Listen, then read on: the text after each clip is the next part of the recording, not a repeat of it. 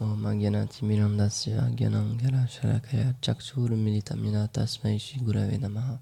Namo Vishnu Padaya Chaitanya Prastarupine Shriman Bhakti Chandanaya Yati Goswami Namine. Om Chakalpatarubhyascha Kripa Sindhubheva Cha Patitanam Bhavanibhyo Vaishnavibhyo Namo Namaha. Jaya Shri Krishna Chaitanya Prabhu Nityananda Shadvaita Gadadhar Shivasadi Gaur Bhaktarinda Ki. Hare Krishna, Krishna Krishna, Hare Hare, Hare Ram, Ram Ram, Hare Hare. On va lire un verset de la Srimad Bhagavad Gita, chapitre 4, qui s'appelle Jnana Yoga, le yoga de la connaissance, verset 41. Yoga sanyasta karmanam jnana sachina samsayam Atmavantam na karmani nibhadanti Dhananjaya. Ô Dhananjaya, conquérant des richesses. Une personne qui a renoncé aux fruits de ses actes par le processus du Nishkarma Karma Yoga, l'action désintéressée offerte au Seigneur, qui à l'aide de la connaissance divine a dispersé tous ses doutes et qui a réalisé intérieurement sa nature divine, n'est pas lié par ses actes. Commentaire. Selon Srila Vishwanath Chakravarti Thakur, Shri Krishna énonce ce verset, qui commence par Yoga Sannyasta, afin d'expliquer quelles sortes de personnes peuvent être situées au-delà des chaînes de l'action, Nishkarma. Ce sont celles qui sont situées dans le soi, Atmavan, et celles qui ont atteint leur être interne, Pratyagatma. Une personne atteint ce stade en accomplissant le Nishkarma Karma Yoga, l'action désintéressée offerte au Seigneur, délaissant l'action intéressée par le processus du renoncement aux fruits de l'action, Sannyas, puis en dispersant ses doutes par la culture de la connaissance spirituelle. Donc, encore une fois, pour remettre un petit peu le contexte, dans la Bhagavad Gita, Krishna, il enseigne à Arjuna comment agir parfaitement dans ce monde. Donc, il lui fait ça par étapes, parce que le but final de Krishna, comme on le sait en tant que Gaudiya Vaishnava, c'est qu'il a une relation intime d'amitié avec Arjuna, donc Arjuna c'est son très cher ami, mais il lui parle pas tout de suite de la dévotion, même si le but de Krishna c'est de parler de la dévotion et parler de la bhakti à Arjuna et de lui enseigner cette voie suprême. Il y va petit à petit pour justement en même temps pouvoir parler de beaucoup d'autres voies qui pourraient toucher d'autres personnes. C'est pour ça que c'est expliqué qu'au début de la Bhagavad Gita, je me rappelle, c'est dans un des premiers versets quand justement c'est décrit que Krishna, il commence à parler à Arjuna. Il y a un mot en sanskrit qui est utilisé et qui veut dire que ces paroles, elles ont été entendues par tout le monde. Donc c'est pas un savoir secret. Toutes les personnes qui étaient présentes sur ce champ de bataille, ils ont pu entendre Krishna parler. Et c'est pour ça aussi qu'on l'a en livre et qu'on le distribue. C'est que c'est pas un savoir qui est secret. En même temps, c'est quand même assez difficile de le comprendre pleinement. Donc c'est pour ça que c'est, même si on le distribue, même si on peut en parler comme ça, tout le monde n'entendra pas la même chose, tout le monde ne comprendra pas la même chose. Encore une fois, c'est une question de conscience et c'est une question de foi. C'est une question de là où on en est en ce moment, surtout dû à nos vies passées, dû à notre Sukriti. On va entendre les choses d'une manière différente. C'est expliquer qu'on voit le monde par rapport à ce qu'on a dans notre cœur. Il y a une petite histoire comme ça, c'est pas une histoire védique, mais c'est une histoire comme une petite fable quoi, qui raconte un peu ça. C'est il y a une personne qui avait été envoyée par son entreprise pour aller voir des futurs clients dans un petit village vraiment perdu dans la campagne, non dans la montagne pardon. Et du coup il était parti en voiture le matin très tôt pour aller rencontrer ses futurs clients. Et sur la route il voit un panneau dernière aire de station avec un restaurant. Donc il va s'arrêter là-bas pour manger un petit peu avant d'arriver au village. Et donc il prend son repas et il y a pas grand monde dans la cafétéria. Du coup il commence à discuter avec le serveur et il lui dit je dois aller à ce village-là ce matin pour des affaires, pour du travail. Est-ce que vous connaissez un peu les gens là-bas? Est-ce que vous avez entendu à quoi ils ressemblent, comment ça se passe la vie dans ce village? Et alors le serveur il commence à dire oui je dois y aller souvent pour me ravitailler etc, mais c'est vraiment des gens exécrables quoi. Il y a une super mauvaise ambiance, ils sont tous fermés, ils sont vraiment tous méfiants, ils sont vraiment pas sympas, c'est vraiment pas un village vraiment pas vraiment sympa, donc je vous conseille pas de rester très longtemps. Donc bon voilà, il finit son repas et puis il part. Et un petit peu avant d'arriver au village, il doit faire le plein d'essence et il voit qu'il y a la dernière station d'essence. Du coup, il s'arrête, il va faire son plein. Et quand il va aller pour payer l'essence qu'il a pris, il discute un peu avec le caissier. Et donc, il dit, j'ai entendu dire que il y a des gens pas très sympas dans ce village, alors moi je dois y aller, donc à quoi je dois m'attendre? Il dit, mais non, ils sont vraiment super sympas les gens là-bas, c'est vraiment les gens les plus merveilleux que j'ai rencontrés, moi je dois y aller souvent aussi, et à chaque fois je passe de très bons moments, ils sont très ouverts, etc. Et en fait, cette petite histoire, c'est pour montrer que ce qu'on voit à l'extérieur, ce qu'on voit dans les gens, c'est ce qu'on a dans notre cœur. C'est expliqué, ça c'est les Védas qui expliquent que notre cœur, il va teinter notre foi, il va teinter notre vision. Il va teinter la façon dont on voit le monde et la façon dont on reçoit les choses. C'est pour ça que c'est expliqué, encore une fois, que tout dans notre vie, c'est une question de conscience. Par exemple, quand quelqu'un nous insulte, il dit des mots, il nous touche même pas. Physiquement, il se passe rien du tout. Pourtant, à l'intérieur de nous, on peut sentir quelque chose qui se remue, on peut même se sentir presque physiquement touché. On peut sentir quelque chose qui nous brûle, ou on peut ressentir des émotions très fortes, alors que la personne en face, elle a juste émis quelques sons. Donc c'est juste une question de conscience, comment on reçoit les choses, quelle importance on donne aux personnes qui peuvent par exemple, qui peuvent nous critiquer, etc. C'est la force qu'on leur donne, c'est ce qu'ils vont pouvoir remettre sur nous en fait. C'est juste une question de soi. C'est pour ça que cette personne-là, dans cette petite histoire, tout va dépendre de la façon dont elle approche ces gens. Elle pourrait les voir d'une façon très positive comme d'une façon très négative.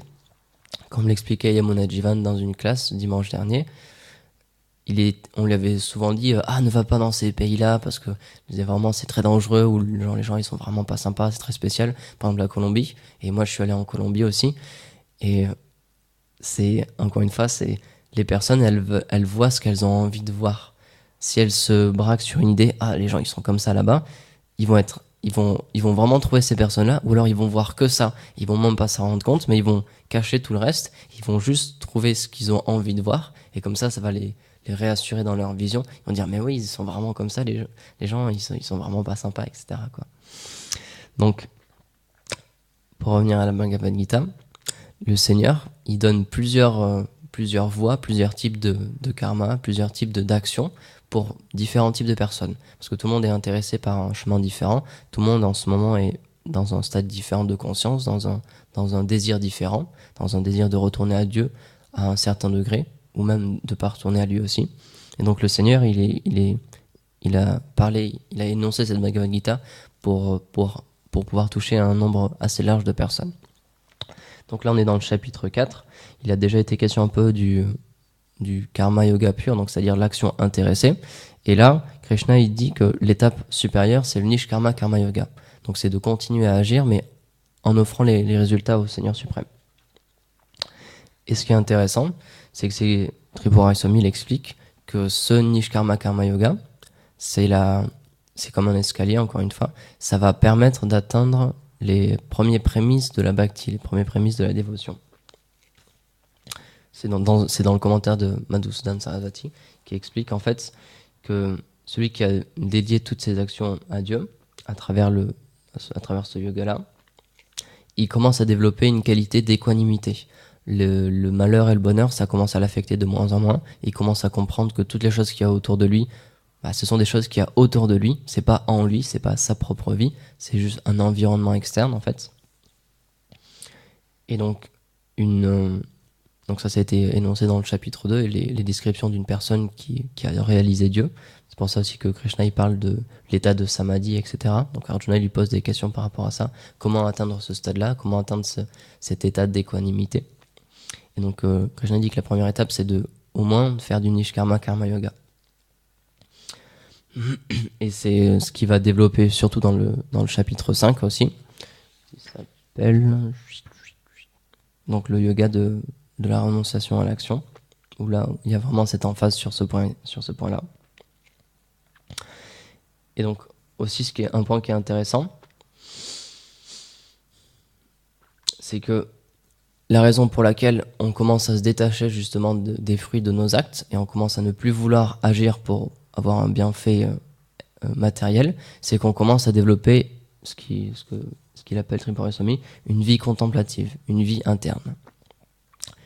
Et quand on y pense un peu, ça fait vraiment sens. Parce qu'encore une fois, si ce qui est important dans ce monde, c'est la conscience, et c'est pas le monde extérieur, c'est pas l'environnement, c'est pas les personnes qu'on a autour de nous, c'est ce qu'on en fait, c'est leur pouvoir qu'on leur donne et la manière dont on réagit avec eux. Donc le seul environnement dans lequel on peut vraiment avoir un effet, c'est le soi, c'est notre propre vie, c'est notre vie interne en fait. Et c'est ce développement-là que Krishna il incite Arjuna à avoir. Et c'est aussi pour ça quand il y a Tripura Goswami il dit qu'en fait, si on regarde bien d'une certaine manière, parce que dans le verset suivant, Krishna il dit donc, vu que tu sais que maintenant tu peux renoncer à l'action tout en agissant, combat, il lui dit... donc le verset 42, c'est « Ô Bharat, tranche à l'aide de l'épée de la connaissance tous ces doutes que l'ignorance a fait naître en ton cœur, prends refuge dans le Nishkarma Karma Yoga, l'action désintéressée offerte au Seigneur, et lève-toi prêt à combattre. » Donc Krishna il lui dit « Puisque tu sais que tu vas combattre sans en courir de conséquences, tu peux aller au combat et tu n'as pas de souci à avoir. » Parce que comme on le sait, Arjuna il était complètement perdu parce qu'il allait devoir combattre sa famille, il allait devoir combattre des personnes qui lui étaient très chères. Et donc là, le Seigneur, il explique, oublie tout ça, juste concentre-toi sur ton devoir et fais-le en étant détaché des fruits, en étant détaché des réactions. Et comme ça, tu n'engendreras pas de karma. Ça ne te liera pas à ce monde. Mais Tripura Goswami, il explique que c'est quand, d'une certaine manière, je vais essayer de traduire en français, il dit en fait, si on le voit d'une certaine façon, dans ce verset-là, Krishna il incite Arjuna à développer la bhakti. Parce qu'en fait, il dit avec l'épée de la connaissance, tranche tes doutes. Or, ce qui est intéressant à savoir, c'est que dans les Védas, il explique qu'il y a deux types de connaissances. Il y a la connaissance purement théorique et il y a la connaissance pratique. Et je ne me rappelle plus le mot en sanskrit, j'ai la traduction en anglais, c'est la connaissance théorique, c'est désigné, c'est qualifié comme étant un simple effort inutile de la langue, en fait. Et c'est pour ça qu'ils mettent l'emphase sur le savoir pratique, qui a un effet dans notre vie. Un savoir pas seulement théorique, mais qu'on met en pratique. Et donc, Tripura Goswami, il dit, en fait, si on regarde bien ce verset, donc cette instruction de Krishna de cultiver cette connaissance, c'est une directive pour cultiver la bhakti. Parce que une connaissance qui détruit les doutes, c'est pas seulement une connaissance théorique, justement. C'est une connaissance très pratique. C'est pour ça aussi qu'il y a... comment il s'appelle ? J'ai plus son nom. Il y a un Gurukuli qui a pris l'initiation de Narayan Maharaj, qui a écrit un livre sur le Dharma, en fait. Et il explique que le Dharma, donc il l'explique d'une façon assez générale, c'est pour un public assez large. Il essaie d'expliquer ce système-là. Et il dit en fait, le Dharma, c'est c'est comme un outil pour faire des bons choix dans notre vie. Et il dit en fait, un point qui est intéressant, c'est que cet outil-là, il s'actualise quand on l'utilise, quand on en fait usage. Et dès qu'on le met plus en pratique dans notre vie, ça redevient un savoir théorique et du coup il n'a plus aucun effet. C'est juste comme une phrase qu'on a dans la tête et ça n'a plus aucun effet. Donc c'est pour ça qu'il dit que c'est vraiment dans l'action que les choses s'actualisent et que les choses prennent vie.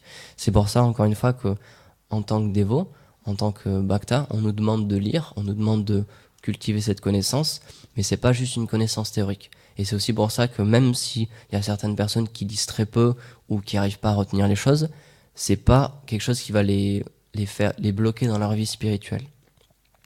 Notre but en tant que bhakta, c'est pas de devenir des pandites, c'est pas de devenir des érudits, c'est pas de connaître tous les versets de la Bhagavad Gita, mais c'est d'avoir une connaissance pratique. C'est de savoir comment agir dans notre vie à la lumière des écritures védiques. C'est aussi une des raisons pour laquelle on peut pas, c'est interdit pour nous de faire payer un discours sur la Bhagavad Gita ou sur un écrit védique, parce qu'on cherche pas à en avoir quelque chose de matériel, on cherche juste à partager cette connaissance pour que d'autres personnes puissent l'utiliser pour eux et pour qu'ils puissent petit à petit se libérer de ce monde. Donc, dans ce chapitre, le Seigneur suprême, il dit à Arjuna qu'il faut qu'il continue à agir en ce monde tout en étant détaché de ses actions. Et du coup, ce sera plus un... Comme il l'explique, si on le voit du point de vue de la Bhakti, ce sera plus, en fait, Arjuna ne combattra plus par devoir, mais par envie, en fait, par désir, parce qu'il sait que tout ça, c'est mis en place par Krishna. Et donc ça, c'est une des définitions importantes de la Bhakti. C'est la seule voie, en fait, où on peut développer des sentiments. Et c'est les sentiments qui nous font agir. Parce que dans la voie du karma et la voie du gyan, il y a pas ces sentiments-là. Puisqu'on est tourné seulement vers nous-mêmes, puisqu'on est tourné seulement sur nous apporter créer des bonnes réactions dans ce monde, créer un karma positif, on a une relation seulement avec nous-mêmes. Alors que quand on commence à prendre le chemin de la bhakti, on fait toutes nos actions, on les fait pour quelqu'un. On les fait plus pour nous, on les fait pour quelqu'un d'autre. Et c'est pour Krishna qu'on le fait. Donc c'est pour ça que, en tant que dévot, ce qu'on cherche à développer, c'est préma, c'est le pur amour de Dieu. Et ce pur amour de Dieu, il se manifeste avec des sentiments. Donc, par contre, comme l'explique souvent Gurudev et tous nos acharyas, il faut bien comprendre ce qu'on entend par sentiment. C'est pas des faux sentiments matériels, mais c'est des sentiments purement spirituels. Parce que tant qu'on est encore une âme conditionnée, tant qu'on n'est pas pleinement réalisé, comme il explique, tant qu'on n'a pas réalisé le soi, nos sentiments, ils vont être... Donc ce ne sera pas des vrais sentiments.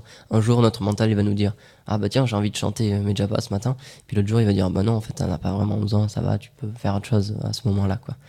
Donc si on commence à écouter notre mental, on sera comme des montagnes russes. Notre vie ne sera pas stable. Donc c'est pour ça que quand on est un nouveau dévot, on est à un stade qu'on appelle Anishta Bhakti. Des fois on a des sentiments très forts, on a vraiment envie de servir, on a vraiment envie de faire du service, on a vraiment envie de chanter, de lire des livres, puis le jour d'après, bah, ça redescend et puis on n'a pas envie de faire grand chose. Donc ça, c'est des sentiments matériels. C'est quand on est sur le plan du mental. Donc c'est pour ça que Gurudev, il nous incite souvent, il le répète souvent, de au moins dans cette vie, le plus tôt possible, atteindre le stade madhyam, atteindre le stade de la fixité, nishta. Et à partir de là, on va pouvoir commencer à cultiver une connaissance pratique, justement, et cultiver quelque chose qui est au-delà des trois gunas de l'influence matérielle. Tant qu'on est dans ce monde, tant qu'on agit dans ce monde, tant qu'on fait du karma, on va devoir prendre des réactions et on va devoir être influencé par les trois gunas. Et une des définitions de la bhakti, c'est qu'elle est nirguna. Elle est au-delà de ces trois influences et elle nous permet de nous élever au-delà de ça et d'avoir une intelligence pure. Parce que, comme il l'explique aussi, il dit, à l'aide de cette connaissance spirituelle, tranche les doutes que l'ignorance a fait naître en ton cœur. Et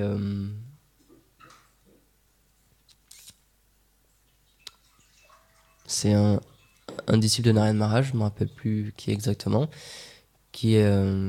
non, pardon, c'est Sridhar Maharaj qui explique que souvent on peut nous faire des reproches en tant que spiritualiste, qu'on base tout sur nos sentiments, sur notre foi, etc. J'avais déjà donné cet exemple, mais je le trouve vraiment pertinent. Il explique en fait, si on regarde bien, les doutes, ce que tout le monde prône, en fait, ce que les scientifiques prônent, leur système, ça marche par doute. En fait, en tant que scientifique, on émet une hypothèse. Donc, bien sûr, pour être un scientifique, il faut qu'on adhère à certaines règles, il faut qu'on accepte certaines règles et qu'on travaille d'une certaine façon. Et à partir de là, on fera partie des scientifiques. Et ensuite, on émet une hypothèse. On peut faire des tests, on peut faire des comparatifs. Si cette hypothèse est vérifiée, on la garde jusqu'à ce qu'elle soit détrônée par une autre hypothèse, jusqu'à ce qu'elle soit prouvée fausse. Donc tout le savoir, et ça c'est reconnu aussi, j'avais étudié ça justement en anthropologie, on nous avait expliqué que tout le savoir scientifique qui est établi maintenant, tout le savoir scientifique qui est reconnu en Occident et dans ce monde en ce moment, ce sont juste des hypothèses qui tiennent jusque-là. Et dès qu'on a une hypothèse qui est vérifiée comme fausse, on la remplace par quelque chose d'autre. Donc tout le savoir scientifique qu'on a établi maintenant, c'est que des théories. Et ils le savent, tous les scientifiques, ils l'admettent, ils disent oui, bah, c'est comme ça qu'on travaille. Donc Sridhar Maharaj, il rigole un petit peu en voyant ça, et il dit en fait, cultiver les doutes, cultiver ce scepticisme, c'est juste quelque chose qui nous ralentit dans notre vie. C'est quelque chose qui nous met toujours dans l'anxiété et qui nous demande toujours de vérifier les choses et on n'est jamais sûr de rien. On émet une hypothèse, mais on n'est même pas sûr qu'elle est vraie. Et parfois même on sait qu'elle est fausse, mais on se dit c'est ce qui se rapproche le plus de ce qui me semble être la vérité. Alors qu'il explique que comparé à ça, la foi, c'est ce qui permet d'avancer librement. C'est ce qui permet de courir sans souci. Tripura Isomi, il donne un exemple. Il dit par exemple, si vous allez dans un pays que vous connaissez pas et que vous allez au restaurant ou que vous achetez quelque chose à manger dans un supermarché, vous allez lire la composition parce que c'est quelque chose que vous connaissez pas. Donc vous allez dire, bon, est-ce que ça j'aime bien? Est-ce que ça je peux le manger? Est-ce que ça va être bien pour mon corps, etc. Mais que quand vous êtes à la maison et quand votre mère vous prépare à manger, vous lui demandez pas ce qu'il y a dedans. Vous mangez parce que vous savez que c'est votre mère qui l'a préparé. Vous êtes en terrain connu, vous êtes en terrain où vous vous sentez à l'aise. Donc de la même manière, la foi, ça nous permet d'être ancré dans ce monde, comme il dit Gourdev. C'est comme la boxe, ça permet d'avoir une bonne assise, et ensuite, on va pouvoir prendre pleinement confiance dans notre environnement et savoir où aller. C'est pour ça que cette connaissance, elle permet de trancher cette ignorance et de savoir comment fonctionne ce monde, comment ne pas être influencé et vers quel but se diriger. C'est ce qu'on chante avant de faire une classe, Om Agena Timirandasya. On dit je rends mes hommages à mon maître spirituel qui a, avec la torche de la connaissance, qui m'a éclairé, qui a dissipé les ténèbres de l'ignorance. Parce que dans ce monde matériel, c'est cette connaissance transcendantale qui est donnée par Krishna ou par ses dévots qui nous explique comment fonctionne ce monde et comment justement en sortir. C'est expliqué qu'en fait, tout créateur, dès qu'il crée une chose assez complexe, une machine assez complexe ou un système assez complexe, il en fait un blueprint, on dit en anglais, comment on appelle ça, une notice. Il explique comment ça fonctionne. De la même manière, ce monde, qui a priori paraît tellement compliqué, on sait vraiment pas comment être heureux, on sait pas pourquoi il y a ça et ça qui nous arrive. En fait, tout est expliqué. Le livre des règles, il nous est expliqué, il nous est donné. Donc il suffit juste de l'ouvrir, juste de le lire, de l'étudier et de comprendre comment ce monde fonctionne. Et ensuite, on va pouvoir voir les choses d'une autre manière. On va comprendre pourquoi les choses nous arrivent de telle ou telle façon. Et un point qui est intéressant, c'est que quand on devient un dévot, c'est expliqué que c'est Krishna lui-même qui prend un carnet et qui tient compte de toutes nos actions.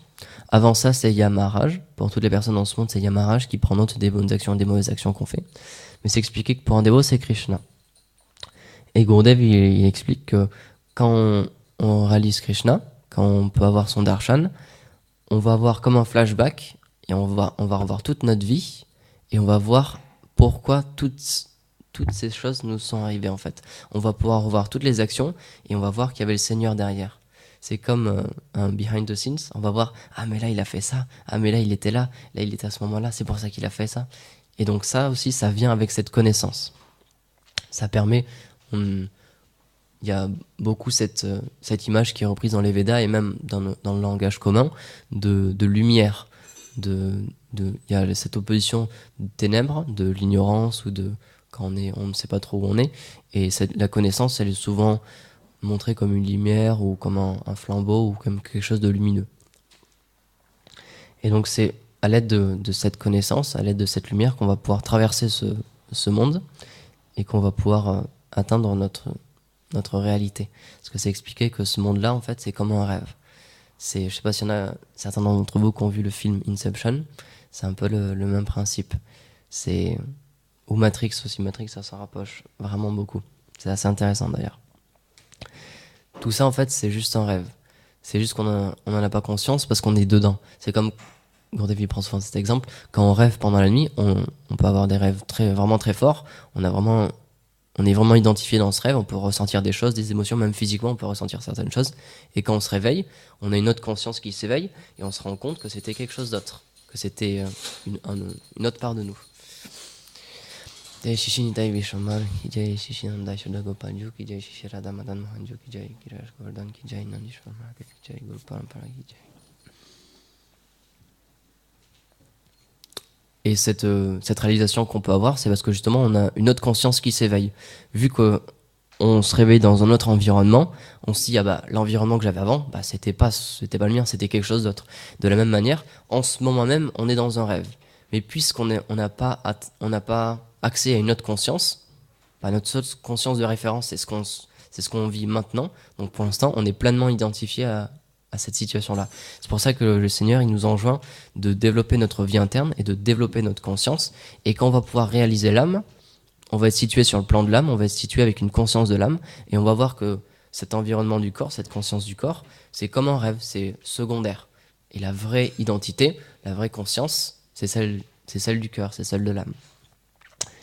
Et c'est une des raisons aussi pourquoi on pratique une sadhana, qu'on nous demande d'être fixe, qu'on demande d'avoir tous les jours un minimum à faire. C'est pour justement cultiver petit à petit cette connaissance. C'est comme du sport en fait, c'est comme un athlète olympique. Un athlète olympique, il n'est pas prêt pour devenir athlète olympique en un jour. C'est avec des jours, des semaines, des mois, des années de pratique, en faisant la même chose, en faisant les mêmes mouvements, en faisant le même sport, qui va pouvoir se perfectionner et qui va pouvoir atteindre son plein potentiel. Et pour nous, c'est la même chose. En nous, on a cette propension, on a cette capacité, on a cette âme en nous, mais qui est juste endormie. On a juste besoin de la réveiller, comme un sportif, il va réveiller, parce qu'elle est déjà là, on doit juste lui donner toute sa puissance et la mettre dans la lumière, pour qu'elle puisse ensuite nous permettre d'avoir une conscience totalement différente, et de savoir comment agir dans ce monde, et ne plus être affecté par ce monde. Et donc oui, pour finir, c'est le but de notre pratique, et c'est aussi pour ça qu'on a des classes tous les jours. Donc je vous remercie, parce que c'est vraiment un vraiment merveilleux service de donner des classes. Parce que c'est expliqué que Harikata, parler Harikata et écouter Harikata, c'est au même niveau. Donc j'ai aucune qualification pour faire ça. J'ai jamais étudié quoi que ce soit. Mais puisque c'est une instruction de Gurudev, il nous donne comme il explique, quand un maître spirituel nous donne une instruction, ce qui est mystique, c'est qu'il y a deux choses. Il nous donne une instruction, il nous demande de faire quelque chose, et en même temps, il nous donne la qualification pour pouvoir faire cette chose-là. Donc c'est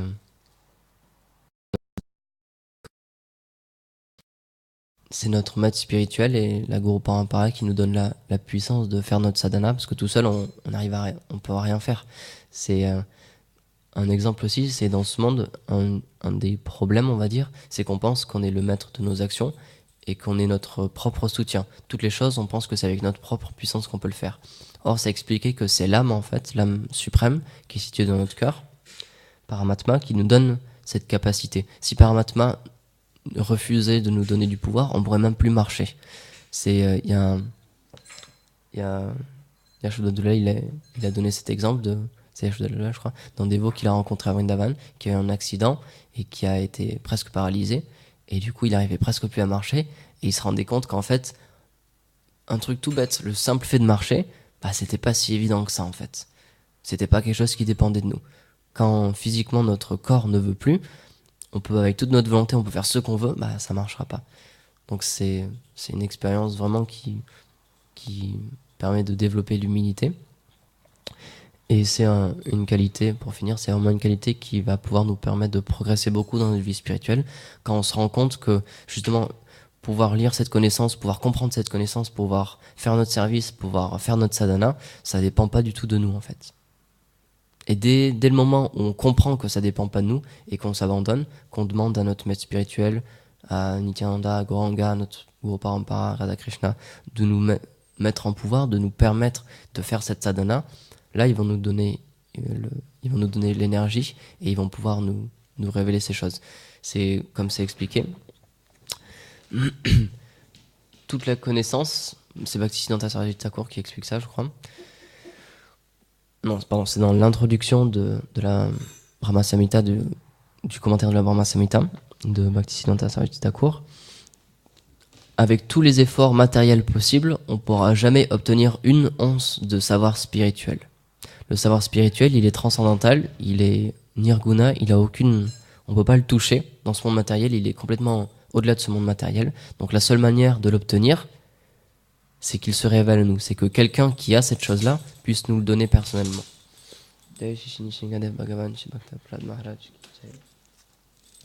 Parce que par nous-mêmes, si on utilise des moyens matériels, on ne pourra jamais obtenir cette chose-là.